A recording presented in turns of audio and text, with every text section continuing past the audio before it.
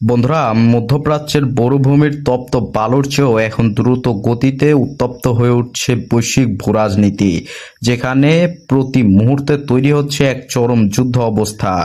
বিশ্ব রাজনীতির দাবার বোর্ডে যখন পরাশক্তিগুলো নিজেদের চাল চালতে ব্যস্ত, ঠিক তখনই ইরান এবং ইসরায়েলের মধ্যে শুরু হয়েছে এক অভূতপূর্ব এবং ভয়ঙ্কর বাকযুদ্ধ, যা যে কোনো মুহূর্তে রূপ নিতে পারে এক প্রলয়ঙ্কারী মহাযুদ্ধে।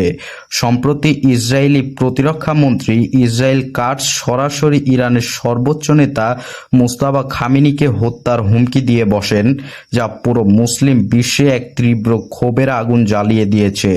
ইসরায়েলের এই চরম দৃষ্টান্তের জবাবে ইরান যে পাল্টা হুঁশিয়ারি দিয়েছে, তা কেবল একটি সাধারণ বিবৃতি নয়, বরং আন্তর্জাতিক রাজনীতির মঞ্চে এক বিশাল ভূমিকম্প।